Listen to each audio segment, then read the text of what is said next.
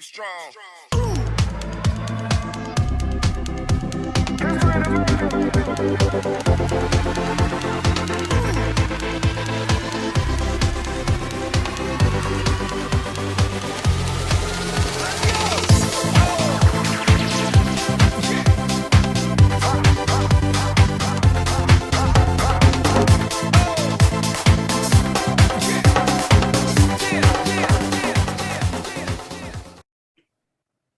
Então, pode voltar, por favor, lá para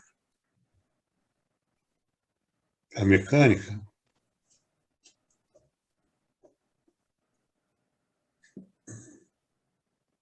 Ok. Então, na respiração suave, na ventilação suave, trabalho básico do diafragma. Há pessoas que viciosamente acabam usando outros grupos.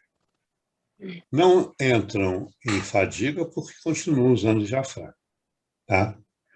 Então, os intercostais externos só vão entrar quando nós fizermos uma inspiração mais profunda, senão não precisa.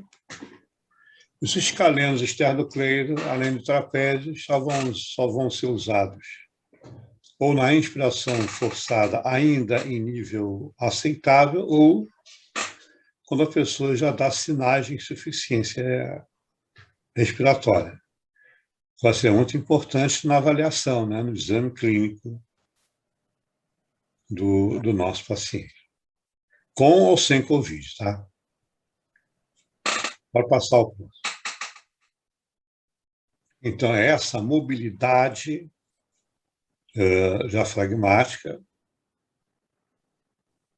juntamente com outros fatores, né, da parte óssea e da parte pleural, vão facilitar ou dificultar a entrada de ar, e nós vamos ter 3 propriedades elásticas dos pulmões que vão interferir muito nessa mecânica, vão interferir muito na ventilação mecânica e vão interferir muito no tratamento da recuperação pós-Covid grave. São a complacência, elasticidade e resistência. Tá? O que é a complacência?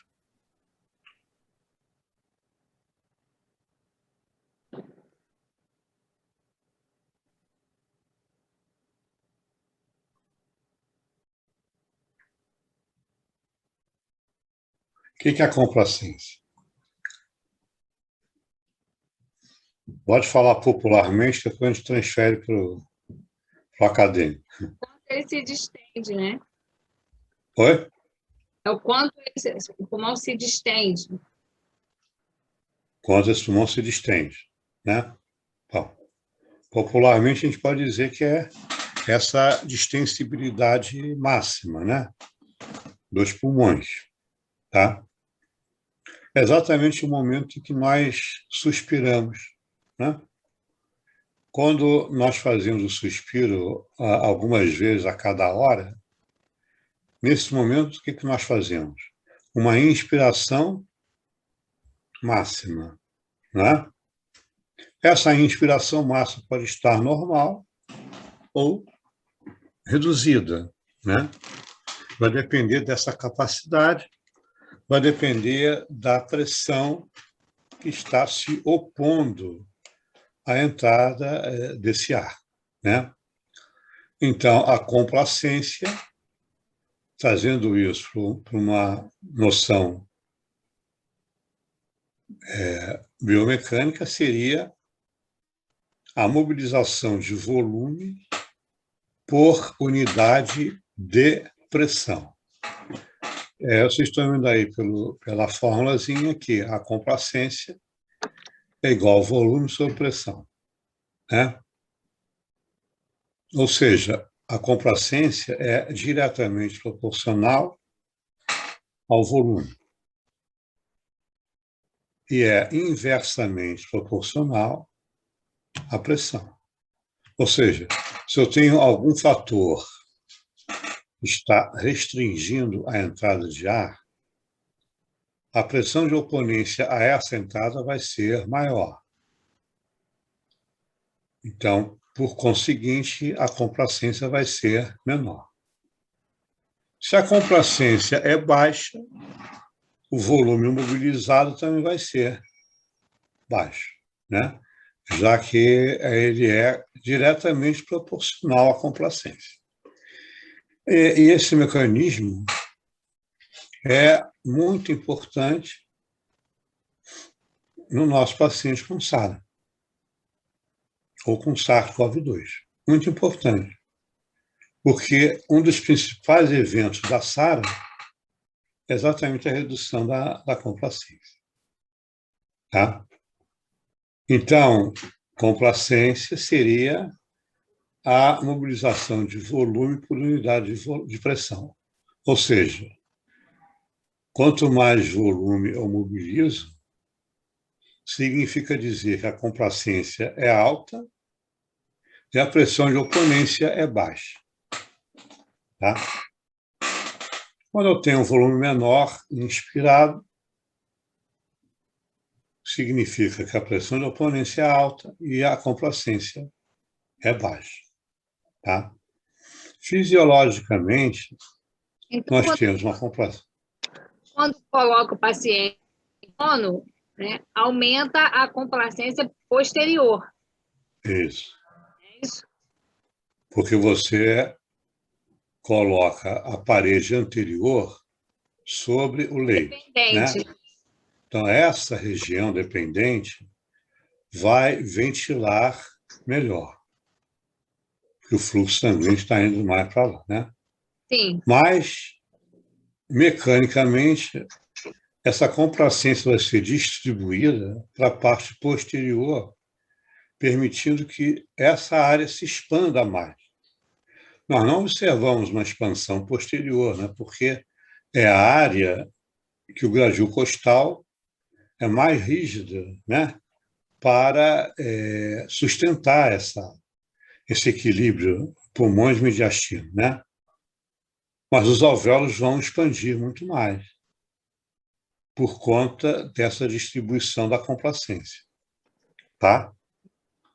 Então, isso para nós vai ser muito importante na SARA e depois também. Fisiologicamente, nós temos uma complacência dinâmica, uma complacência estática, uma complacência pulmonar e uma complacência do gradil costal. Fisiologicamente, elas são iguais.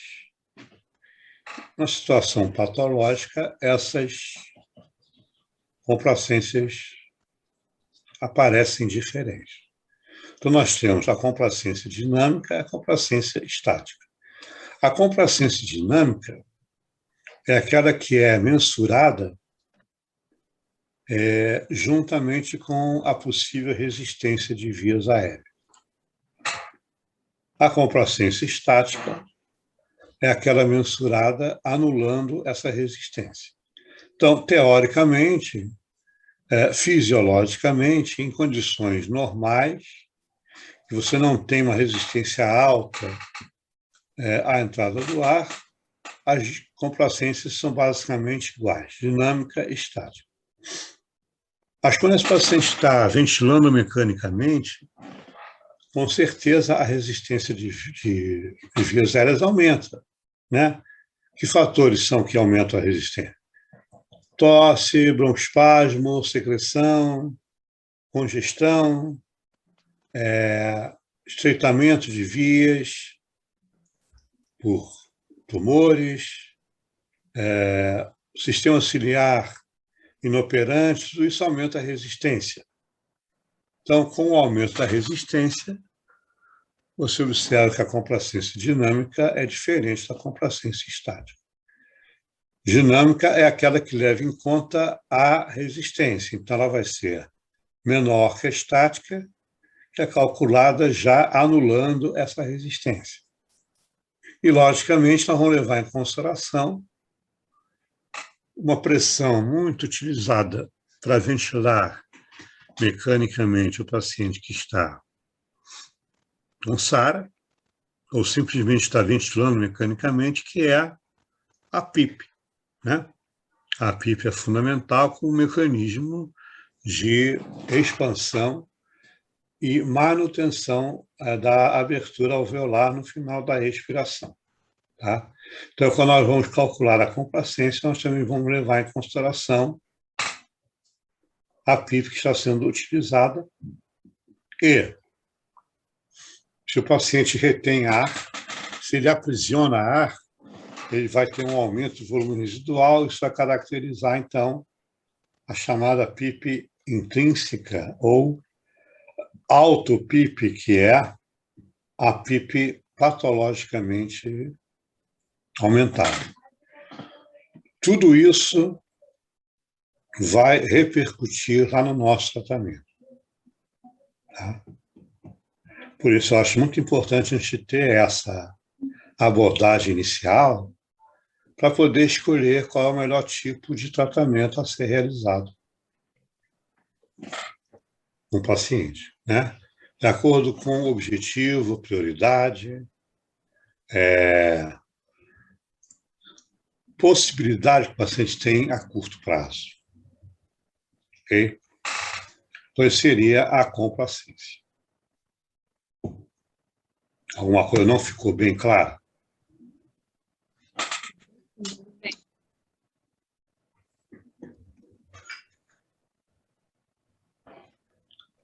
Deu para acompanhar bem a complacência? Sim. A resistência intrinsecamente interfere, né? E a elasticidade, então, seria o quê?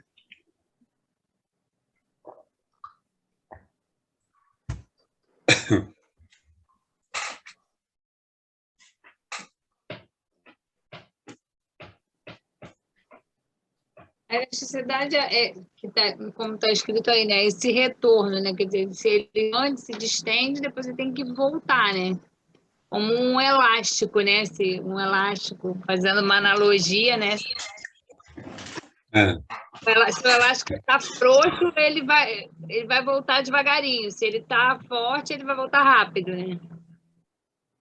sim. Então, o que seria a elasticidade? Só volta. A volta. Então, a elasticidade é o retorno, né? O retorno dos pulmões à posição de repouso, quando você cessa o estímulo, né? O estímulo que você faz é um estímulo inspiratório. Quando você cessa o estímulo inspiratório, começa a expiração, né? Então, essa expiração recolhe, né, os pulmões à situação de repouso. Há situações em que essa elasticidade está alterada. Então, esse pulmão não retorna de forma normal à posição de repouso, tá? Que é também uma característica do DPOC. Então, nós temos fibras elásticas, nós temos elastina, nós temos colágeno, tudo isso favorece o recolhimento, né? Patologicamente, essa elasticidade pode estar reduzida, isso vai levar a um aprisionamento de ar progressivamente mais alto, e nós temos, juntamente com a elasticidade, a atuação do surfactante. O que é o surfactante? Lembra? Para não deixar o pulmão colabar, né? Mantém a tensão dentro lá dos alvéolos. Né? Qual é a função dele? Manter a tensão dentro dos alvéolos. Manter a tensão? Como? A tensão superficial, manter ele como se fosse, não deixar ele colabar. O que mais?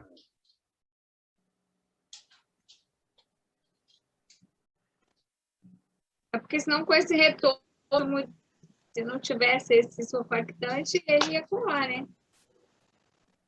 Ele vai o quê?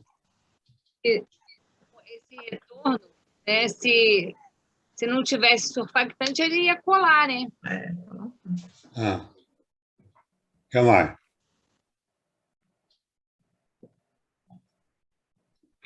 Tem mais? Muito mais. Que é o principal.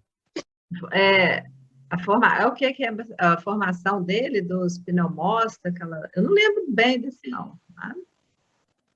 Hein? Não mostra, o que mais?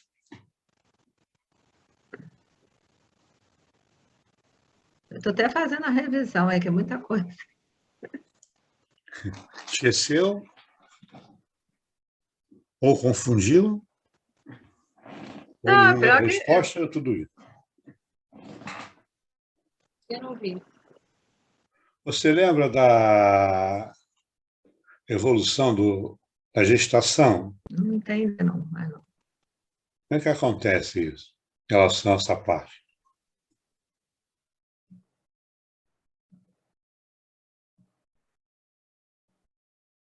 O pulmão tem a maturação do pulmão aos poucos, né? Oi? Na gestação tem a maturação do pulmão aos pouquinhos, né? Ah. E onde entra o surfactante? O que eu não entendi? Onde entra o surfactante? Essa maturação que você está falando. É porque senão o pulmão da quem iria colapsar, né? Se não tivesse surfactante, manter essa tensão lá. É como se, sei lá, fosse uma bola de encher que tem que ter um pouquinho de ar lá dentro, senão ela. Quando você solta a bola, se você amarrar, quando você solta, se não tiver um meio de, né, no caso do estante lá dentro, iria colar. Na criança, né? E antes disso?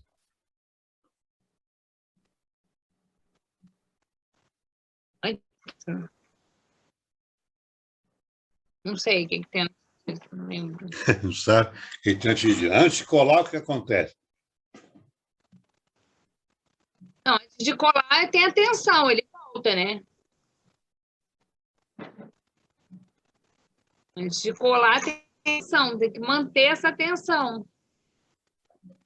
Tá. Se manter a tensão, o que vai acontecer?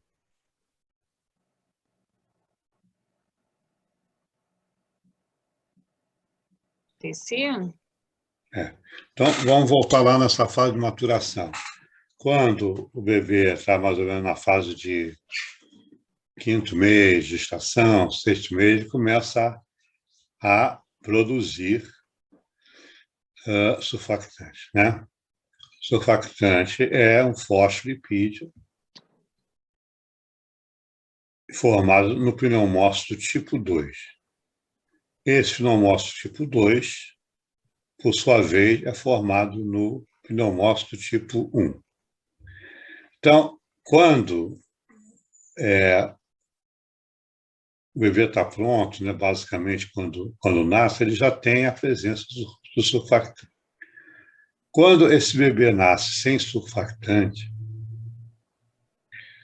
que infelizmente ainda ocorre, não com a mesma intensidade que acontecia, né, porque existe há muitos anos o surfactante sintético, mas em muitos lugares ele não chega. O que acontece então quando esse bebê não produz surfactante? Ele nasce com uma tendência muito grande ao colabamento, que é a tendência pressórica, né, dos pulmões e alvéolos, é o colabamento.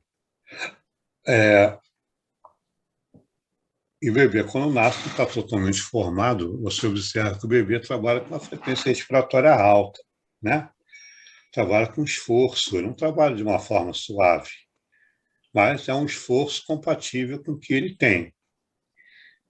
Então, quando ele nasce sem a formação do surfactante, né, que é a síndrome de angústia respiratória do recém-nato, doença da membrana hialina, né? Quando ele nasce sem a formação do surfactante, automaticamente ele entra em insuficiência respiratória. Mas não é porque ele colabora, é porque ele não consegue distender os alvéolos para fazer a troca gasosa, né? Então, a função principal do surfactante é reduzir essa tensão superficial. Dentro do alvéolo tem uma tensão superficial que joga ele para dentro, né? É uma força centrípeta, ele traz o alvéolo para o colabamento, né? Então, ele tem a função fundamental de reduzir a tensão superficial. Com isso, o alvéolo distende. Com isso, é possível a troca gasosa, né? Com isso, é possível a ventilação. No ato expiratório, juntamente com as outras estruturas, né? Nitrogênio, vapor d'água, as células, músculos de Rinsassen e o próprio surfactante e o volume residual, esse colabamento é impedido, né? Então, a função principal do surfactante é reduzir a tensão superficial para que esse alvéolo distenda. No retorno, ele ajuda a sustentar o alvéolo semiaberto, ele ajuda a evitar o colabamento. Mas aí não é a função só dele, outras estruturas também atuam, né? Você só pode pensar em colabar se antes você tiver expandido, né? Essa expansão só vai acontecer se o surfactante estiver lá para reduzir essa tensão superficial, que vai ser um outro fator muito importante na SARA, né? Quando nós falamos de destruição ou lesão da membrana alveolo-capilar pelo edema alveolar, nós também vamos atingir o surfactante, né? O que vai gerar uma grande alteração mecânica e que isso vai repercutir na fase posterior à retirada do ventilador. Tá? Foi, então, a função do surfactante? Nós estamos acostumados na graduação a ficar com essa coisa na cabeça de que ele impede o colabamento, né? Primeiro que ele não impede sozinho, ele ajuda. Mas a função principal é exatamente reduzir a tensão superficial para que esse alvéolo expanda. Ok?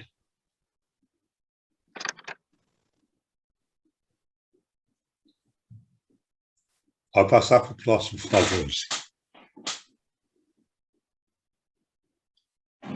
E aí nós vamos ter, juntamente com a complacência e resistência surfactante, a influência da resistência das vias respiratórias, né? Fatores nós vimos aqui que são basicamente secreção, broncoespasmo, estreitamento da passagem de ar, tosse, dor torácica, sistema ciliar inativo, né?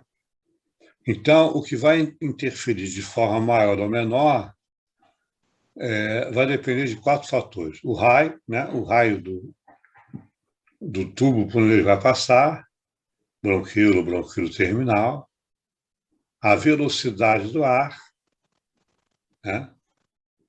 Se para trabalhar com uma velocidade mais alta ou mais baixa, a viscosidade desse gás, se ele é mais concentrado ou menos, logicamente a distância que esse ar tem que percorrer, né? Ou seja, o comprimento do tubo por onde ele vai se deslocar. Isso vai ser muito importante no nosso entendimento da situação patológica e também depois com a parte de tratamento. Então, nós temos o fluxo laminar,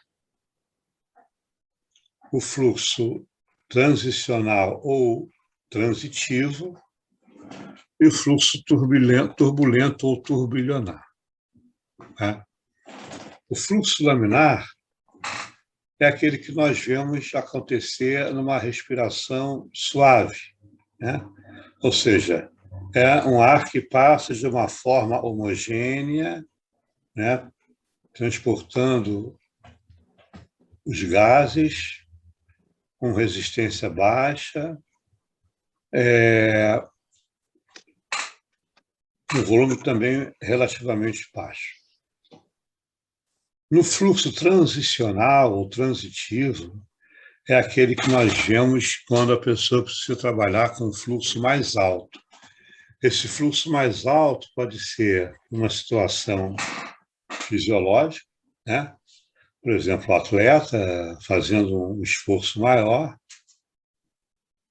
e pode ser também uma situação patológica, uma situação já que mostra alguma dificuldade para compensação em relação a volume, em relação a fluxo, em relação à troca gasosa. Isso é muito importante. Quando nós falamos aí em ciência respiratória, vai voltar a falar um pouco sobre isso. E o fluxo turbilionário ou turbulento é um fluxo que entra com muita velocidade. É aquele fluxo que a pessoa está com uma dificuldade ventilatória alta, né? A tentativa de compensação do volume já não é suficiente. Então, esse fluxo turbilionar entra como se fosse um ar em cambalhota, né? Ele entra como se fosse fazendo um redemoinho. Ou seja, a grande parte desse fluxo, desse volume, não chega para a troca gasosa, porque ele trabalha com fluxo alto, velocidade alta, mas o volume proporcional cai. Tá? No ventilador, esse fluxo não é turbulento, ele é alto, mas é alto porque o ventilador manda. No caso do fluxo turbilionário, que o paciente está ventilando espontaneamente, o fluxo é dele, né? Ele já não tem mais condição muscular de combate, ele já não tem mais condição de mobilizar volume, então ele aumenta a velocidade. Só que a velocidade é proporcional ao fluxo. Se ele aumenta a velocidade, ele aumenta o fluxo. Se ele aumenta o fluxo, o volume que chega para a troca é progressivamente menor. Então, isso vai ser importante para o entendimento da insuficiência e para algumas abordagens de tratamento também. Tá? A região que oferece maior resistência ao fluxo de ar são os brônquios de médio calibre, ou seja, mais ou menos na parte média da árvore brônquia, na área dos brônquios segmentares. Tá? Ao contrário do que nós imaginamos, a resistência na parte mais periférica não é alta. Né? O que nós imaginamos? Se eu tenho um diâmetro, né, baixo, né, que é o raio do bronquíolo, se eu tenho um raio diminuído, qual é a tendência? Que esse ar passe com mais pressão, né? Que a resistência aumente. Não acontece dessa forma porque, como a árvore brônquia é muito ramificada, à medida que o ar vai chegando às áreas de menor raio, de menor diâmetro, o volume vai sendo dissipado, né? Vai sendo distribuído. Então, a resistência oferecida é uma resistência baixa. Tá? Por isso é que é importante a posição que você vai usar, a maneira como ele vai respirar durante o exercício. Né? Tudo isso tem a ver com complacência, elasticidade, resistência, decúbito em relação a fluxo, em relação à complacência, em relação à elasticidade. Tudo é um conjunto que a gente não deve esquecer, tanto para a avaliação como para o tratamento. Ok?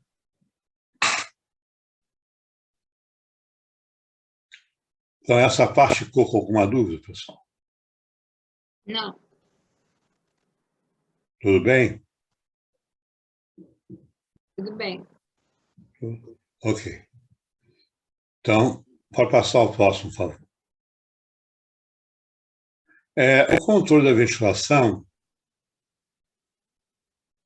é inerente a essa parte central, né, neurológica, vai ser importante para alguns tipos de insuficiência respiratória, né? o comando central, o arco medular, né? Primeiro neurônio, né? Medular, e o reflexo de insuflação e desinsuflação, aferência e eferência, né? Nós temos esse impulso para os músculos respiratórios.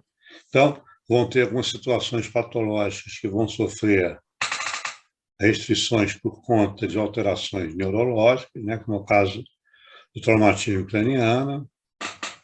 No caso de doenças medulares, principalmente de C3 para cima, né? E uma coisa muito importante para nós lembrarmos, que são os quimiorreceptores periféricos. Quando nós estivermos tratando de um paciente com Covid-19, pós-Covid, mas também tenha enfisema. Tá? Por quê? Porque nós temos, nos dois tipos de enfisema, seja no pan-acinar ou no centro-acinar, nós temos a possibilidade de esse paciente ser retentor crônico de CO2 ou não retentor crônico de CO2. Né? Então, se o paciente é retentor crônico de CO2, qual a importância nós sabemos desse detalhe? Se ele é retentor crônico de CO2, ele não vai responder mais ao estímulo do CO2, né? Porque nós, fisiologicamente, respondemos ao estímulo do CO2. O paciente que retém CO2 cronicamente deixa de responder a esse estímulo, correto? Então, ele vai depender de quê? Ele vai depender do quimiorreceptor periférico, que está localizado em carótida e aorta. Esse quimiorreceptor periférico vai responder ao oxigênio, não ao CO2. Isso é um detalhe muito importante para quem trata de DPOC, e ainda mais se ele for em recuperação de Covid-19, que é o cuidado que nós temos que ter ao indicar uma oxigenoterapia para ele. Por quê? Se ele é um paciente retentor crônico de CO2, ele precisa da estimulação do oxigênio. Essa estimulação só vai funcionar se ela for em uma concentração baixa. Né? Então, o paciente retentor crônico de CO2 é um paciente que precisa da estimulação hipóxica para respirar. Então, você pega o oxímetro de pulso para poder avaliar a saturação, né? Seja no exame, seja no tratamento, e você percebe que o seu paciente teve Covid, mas também tem enfisema, está saturando 89%. Isso mostra para nós que 89% não é uma saturação boa, né? Ou seja, a quantidade de oxigênio que ele está recebendo não está sendo suficiente. Aí eu ofereço mais oxigênio para ele. E, em vez de ele melhorar, ele piora. Porque ele passou a receber mais oxigênio do que deveria, e o centro respiratório localizado na periferia entende que ele não precisa respirar. Não joga estímulo lá para cima. Então, o paciente retentor crônico de CO2 precisa da estimulação hipóxica para respirar.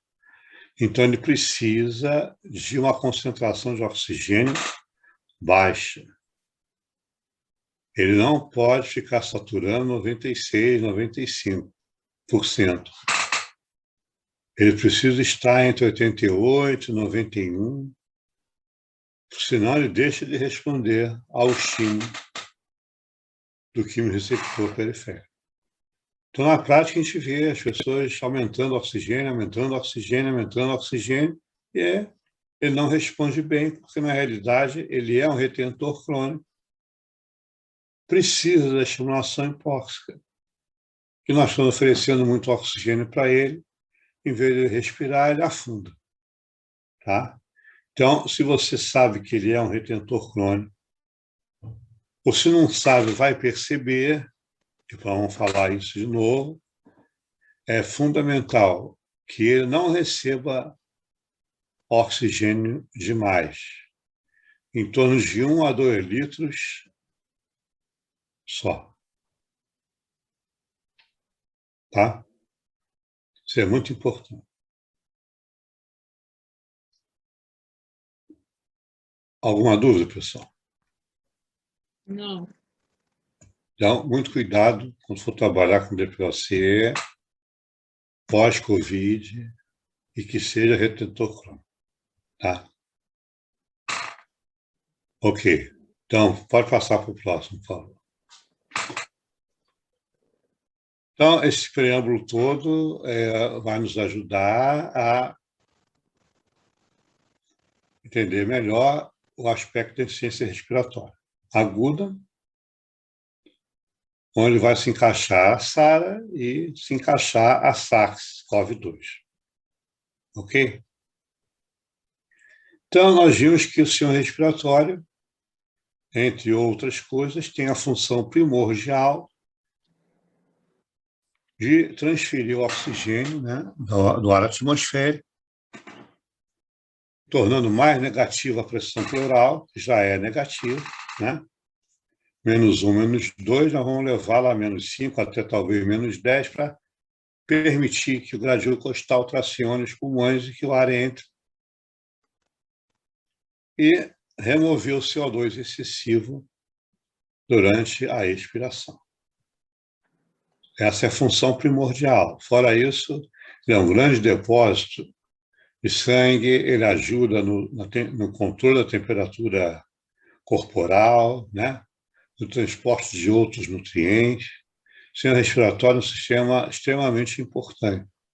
Mas a principal função dele é trazer o oxigênio do ar atmosférico e remover o CO2 excessivo.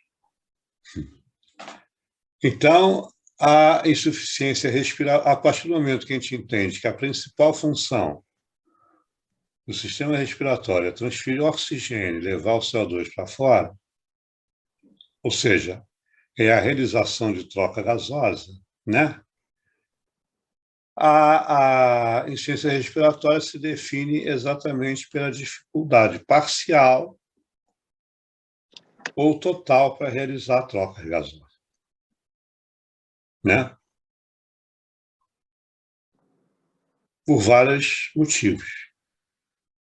Então, nós basicamente temos 2 tipos de insuficiência respiratória, que engloba todos os quadros, mas o que vai ser comum aos 2 tipos de insuficiência é a redução do oxigênio tecidual, tá? Ou seja, a redução da pressão parcial de oxigênio no sangue arterial. A falência da homeostase do CO2 não vai acontecer de forma imediata em uma das insuficiências, na outra vai, mas tardiamente vai acontecer também, né, essa retenção do CO2. No primeiro momento, o principal fator de consequência da insuficiência respiratória é a redução da pressão parcial de oxigênio, tá? Que é a hipoxemia, que se transforma em hipóxia a partir do momento que ela é mais agravada, tá? Então, clinicamente, nós vamos ter a constatação da diminuição da PaO2 e a PaCO2 vai estar aumentada ou não, dependendo da insuficiência no primeiro momento. Se for outro tipo, vai acontecer no segundo momento, tá? Então, o que é comum às duas insuficiências é a hipoxemia. Ela é presente nos dois tipos. Pode passar o próximo, por favor. Então, nós temos algumas causas de insuficiência respiratória. Em relação ao cérebro, basicamente, o que vai levar à insuficiência respiratória são traumatismos, né, cranianos, dependendo da área onde foi o trauma, pode atingir o centro respiratório e dificultar ou impedir a ventilação. Tumores, né, cerebrais,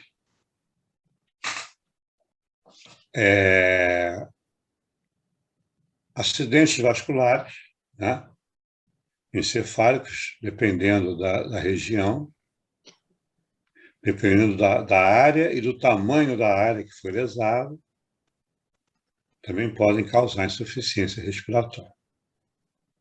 Em relação à coluna vertebral, o principal fator causal de insuficiência respiratória é a lesão raquimedular de C4, C3 para cima, porque o frênico nasce de cada lado nas regiões de C3, nas raízes de C3, C4 e C5.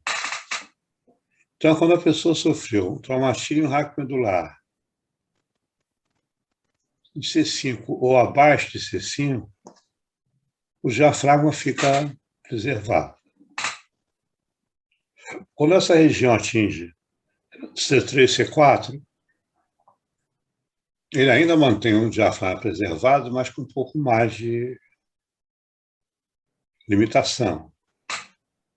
Quando essa lesão é acima de C3, ele perde a capacidade muscular diafragmática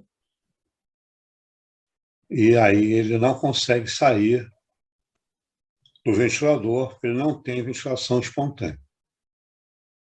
Ou seja, o diafragma realmente é fundamental para a manutenção da vida. Em relação a tórax e pleura, a insuficiência respiratória tórax pode ser causada por trauma, alguma doença óssea que atinja o gradil costal, provoque dor, provoque fraturas patológicas, né? Então isso pode levar a insuficiência ventilatória. A pleura, nós vamos ter principais situações, o pneumotórax grave, derrame pleural volumoso e muita rapidez de enchimento, e o rompimento de bolhas subpleurais e endopleurais que também podem levar à insuficiência respiratória. Vias aéreas superiores, né, nós vamos considerar didaticamente vias aéreas superiores, aquelas que vão desde as cavidades nasais até a metade superior da traqueia. Então, fatores que vão levar a essa insuficiência nas vias aéreas superiores, o principal deles é o edema de glote, né? O edema de laringe. A pessoa que é alérgica a algum tipo de medicamento, ou alimento, ou corante, né? Pode fazer edema de glote de forma quase que imediata, alguns demoram um pouco mais, e esse edema de glote vai gerar um estreitamento da passagem do ar e vai causar uma insuficiência respiratória também. Coração e vasos, principal causa em relação a vasos é a situação hemorrágica cerebral, né? A situação isquêmica cerebral e a situação trombótica que possa vir a desencadear uma embolia pulmonar. Tá? E no coração, a principal causa de insuficiência respiratória é a insuficiência cardíaca, principalmente grau 4, né? Que é aquela que o paciente apresenta dispneia em repouso. A insuficiência cardíaca congestiva, que ele vai fazer um edema agudo pulmonar cardiogênico de alta pressão. Nas vias aéreas inferiores, que é a partir da metade inferior da traqueia para baixo, ainda não vai ser tão intenso na parte mais alta, a não ser assim, tumores, extrabroncos, endobroncos ou intrabroncos podem levar à insuficiência respiratória. Mas a grande maioria dos eventos vai acontecer na região de bronquíolos terminais e alvéolos, e no caso da embolia, quando atinge, e insuficiência cardíaca congestiva, quando atinge também os capilares. Tá? Então, o leito principal do evento da insuficiência respiratória da SARA e da SARS-CoV-2 vai acontecer nessa região dos bronquíolos terminais, alvéolos e capilares. Tá?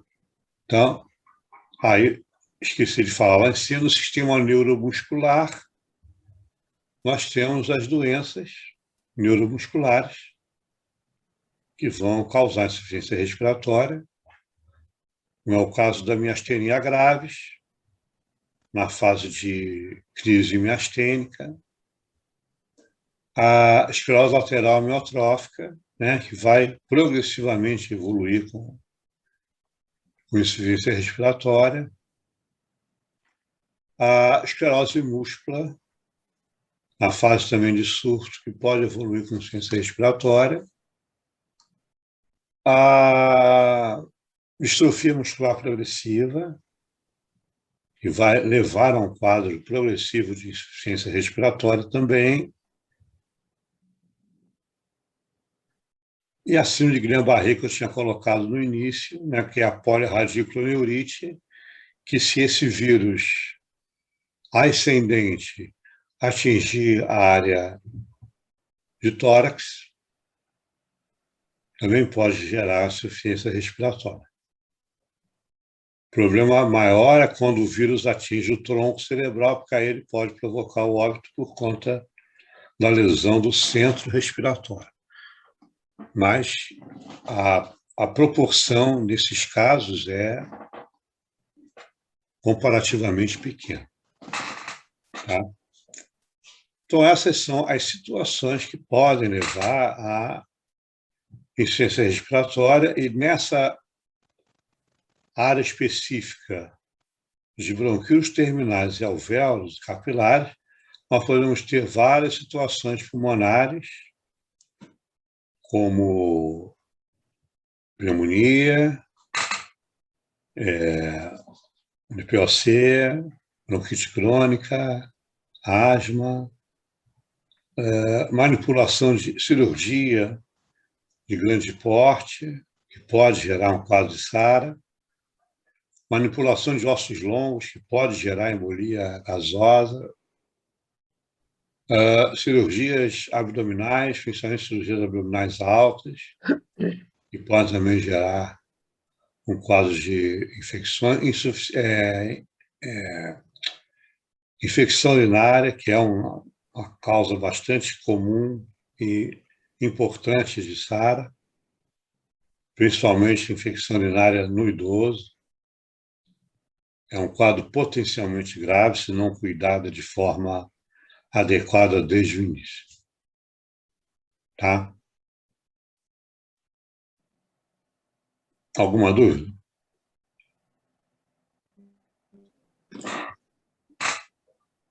Ok. Pode passar o próximo, por favor. Sim.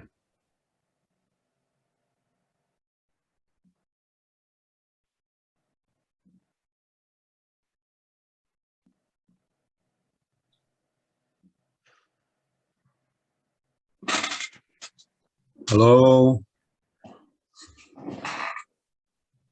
Ah, a Luciene, né? Oi? Você foi embora. Oi, professor. Não, estou aqui. Deixou na mão aqui. Ah, apareceu. Onde você está, Luci? Estou aqui. Vem cochilando você. Você é o nosso cérebro aqui disso, né? Sim, está de olho vivo, fala fino. Então, como eu falei agora há pouco, nós temos dois tipos, né, de insuficiência respiratória. Todas duas, como eu falei, têm em comum a hipoxemia, né? Mas, para fazer uma diferença em relação ao CO2, a gente vai encontrar na literatura, ela é classificada como dois tipos. A hipoxêmica, que também é a chamada alvéolo capilar, tá? E a do tipo 2, que é a hipercápnica, que é a chamada ventilatória, tá?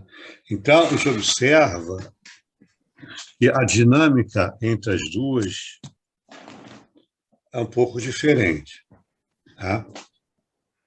Na insuficiência respiratória tipo 1, que é a hipoxêmica,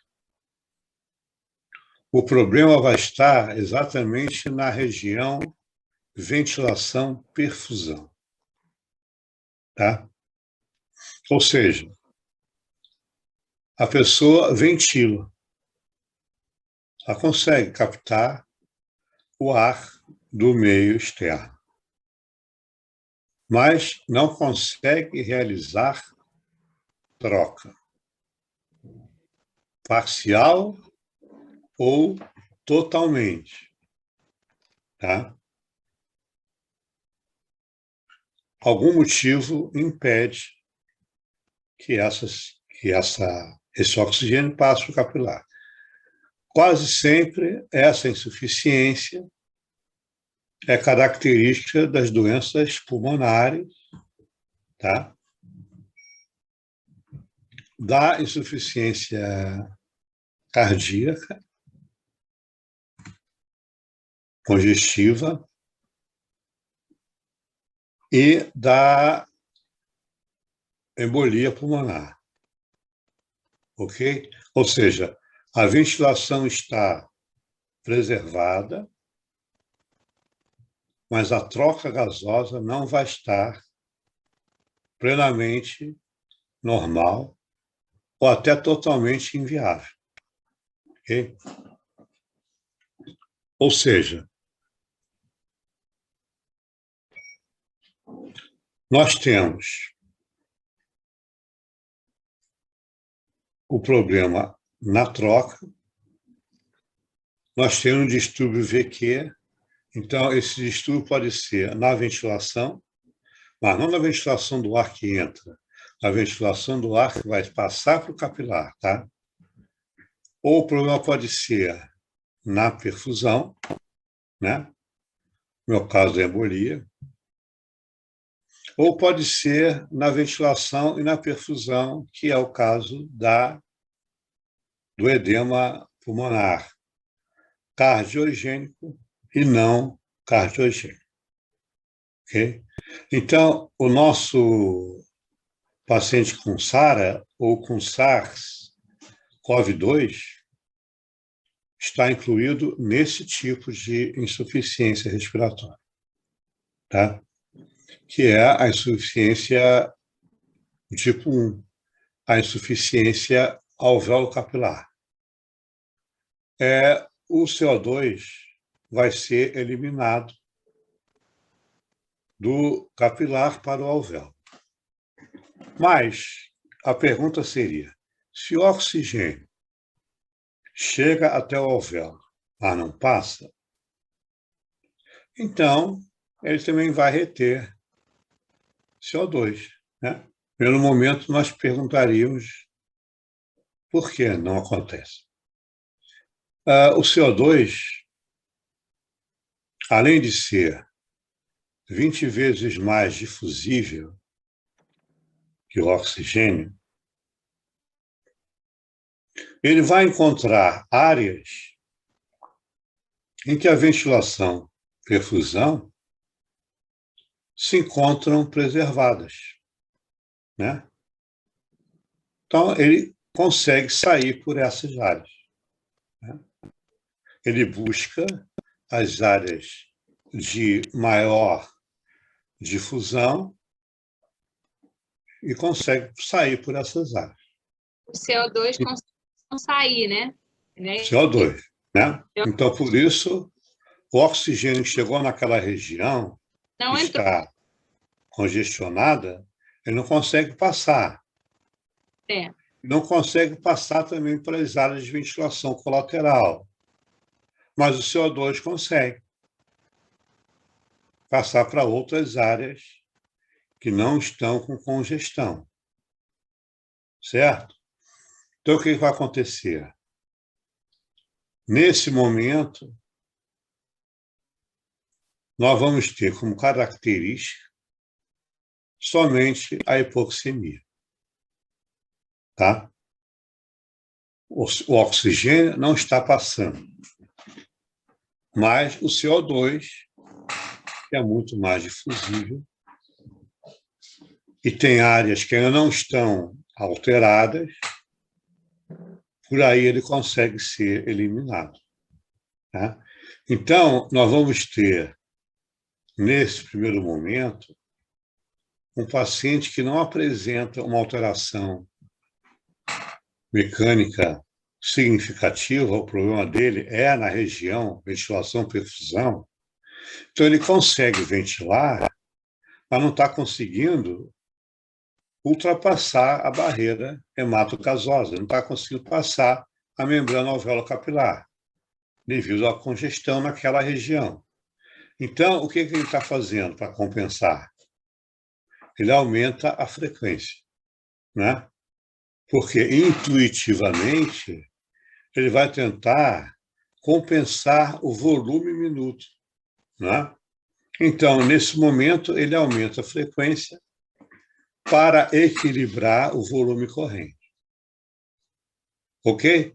Então, nós voltando lá para aquela coisa da resistência, esse fluxo que seria laminar passa a ser um fluxo transicional e, evolutivamente, esse fluxo passa a ser turbilionar, né? Ou turbulento. Então, o que vai acontecer? Nesse primeiro momento, ele vai aumentar a frequência respiratória com o objetivo de compensação, tá? Se ele aumenta a frequência respiratória, apesar de ele não ter um volume adequado, ele vai conseguir lavar mais CO2, né? Se esse CO2 está conseguindo ser eliminado, e se ele aumentou a frequência, ele vai lavar CO2, ele vai jogar mais CO2 para fora, correto? Então, a pressão de CO2 no sangue arterial vai até diminuir nesse primeiro momento, ou se manter normal. Por que vai diminuir? Porque o CO2 é o controlador da ventilação alveolar de forma inversamente proporcional. O que significa isso? Se eu tenho a ventilação alveolar aumentada, se eu estou hiperventilando, a pressão de CO2 no sangue arterial diminui. Por quê? Porque eu estou lavando mais CO2. Né? Enquanto que a PaO2 está baixa porque essa pessoa está com dificuldade para realizar a troca gasosa. Tá? Bom, então eu tenho, no primeiro momento, a PaO2 do sangue arterial menor que 60 milímetros de mercúrio, que é o limite aceitável de hipoxemia em ar ambiente, né? Ao nível do mar. ok? A PaCO2, como ele aumenta a frequência para compensar o volume, a PaCO2 vai se encontrar normal ou progressivamente diminuída, porque ele está lavando o CO2. No primeiro momento, o pH, que vai registrar a quantidade de íons de hidrogênio no sangue arterial, que vai registrar o grau de acidez ou alcalinidade no sangue arterial, como a PaCO2 se encontra no primeiro momento normal, o pH também vai estar normal. Porque a PaO2 não determina o pH. Quem determina é o hidrogênio dissociado do ácido carbônico, né? Então, a PaCO2, estando no primeiro momento normal, também caracteriza um pH normal. À medida que a PaCO2 cai porque ele está lavando o CO2, esse meio vai ficar mais alcalino, né? Ou seja, o que acontece com o transporte? Como é que acontece o transporte do oxigênio? Ele sai do alvéolo, satura a molécula de hemoglobina, o radical ferro da hemoglobina, porque o oxigênio sozinho não tem força para se deslocar até a célula, então ele precisa da hemoglobina. Então, no radical ferro da hemoglobina, ele forma a oxihemoglobina, ou seja, ele satura a hemoglobina, né? Por isso o oxímetro é importante para ver o quanto de hemoglobina está sendo saturado, né? É carreada pela hemoglobina até a célula, e essa hemoglobina, então, volta vazia, ou seja, ela volta sob a forma reduzida. O CO2 é transportado de que maneira? O CO2 que é produzido na célula vai se ligar, uma parte dele vai se ligar à água, outra parte vai ficar retida na célula, outra parte vai se ligar à hemoglobina, e a parte maior vai ser, a parte proporcional vai ser eliminada pela expiração. Mas a maior parte do CO2 vai combinar com a água. Então, quando o CO2 combina com a água, ele forma H2CO3, que é o ácido carbônico, né? Esse ácido carbônico é um ácido considerado fraco. O que é o ácido fraco? É um ácido que precisa muito de hidrogênio. Então, quando ele se dissocia, ele vai se dissociar em íons de hidrogênio e HCO3-, que é o bicarbonato. Tá? Como ele é um ácido fraco, precisa de muito hidrogênio, ele não vai liberar muito hidrogênio na solução. Agora, se eu tenho muito CO2 sendo eliminado, o que acontece? Se eu estou lavando muito CO2, vai sobrar pouco para combinar com a água, né? Então, se combina pouco com a água, forma pouco ácido carbônico. Se eu formo pouco ácido carbônico, a quantidade de hidrogênio diminui. Esse meio, então, em vez de ficar ácido, vai ficar mais alcalino. Então, o pH é inversamente proporcional à ventilação alveolar. É inversamente proporcional ao CO2. Então, se eu tenho, nesse primeiro momento, a insuficiência respiratória, a PaCO2 normal ou diminuída, o pH vai estar normal ou aumentado.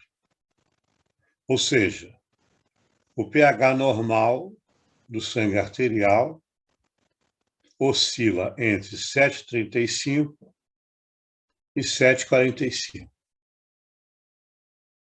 A PaCO2 oscila entre 35 e 45 milímetros de mercúrio. O bicarbonato oscila entre 22 e 26 miliequivalentes por litro. E a diferença de base, que é um grupo de substâncias não bicarbonato, mas que auxiliam a parte do bicarbonato a tornar o meio mais alcalino ou mais ácido do ponto de vista metabólico. Essa diferença de base oscila entre -2 e +2.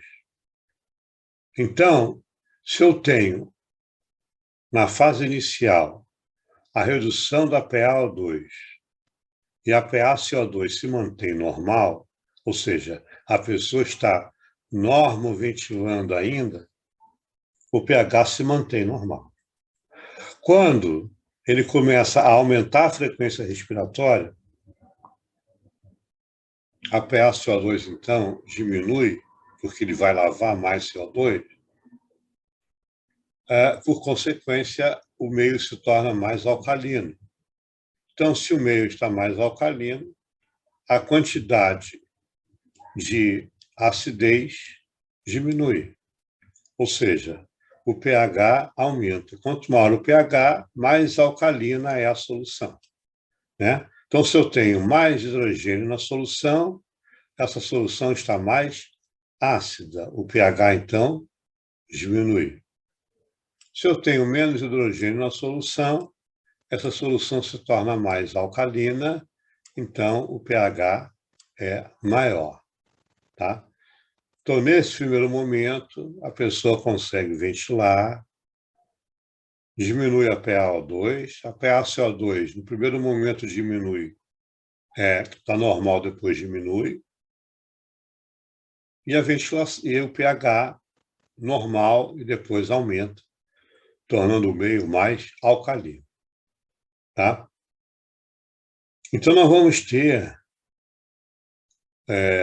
progressivamente, o que em relação a esse capilar que está passando, esse sangue que está passando pelo alvéolo, que está perfundindo o alvéolo.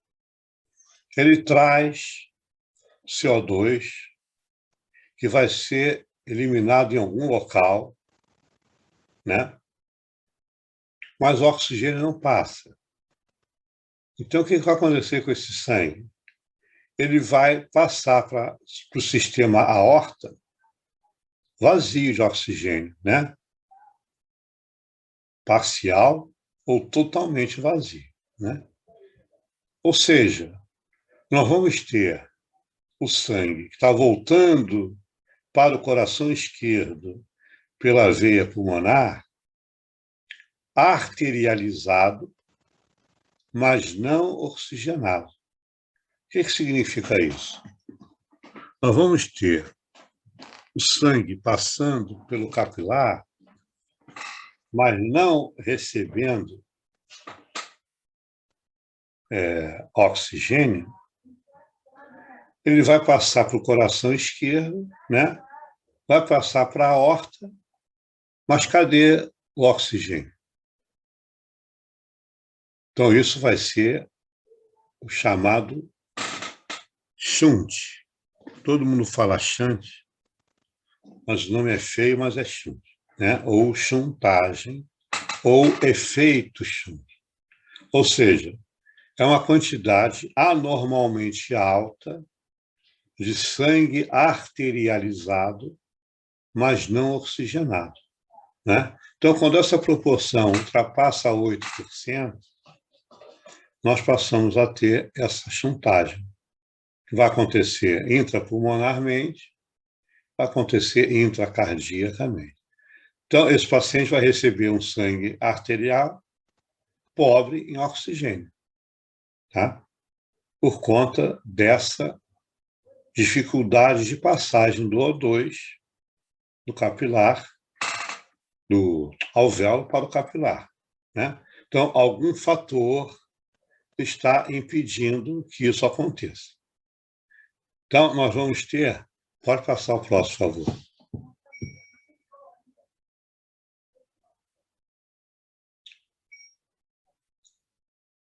Nós vamos ter situações de causa, aquelas que eu falei agora há pouco.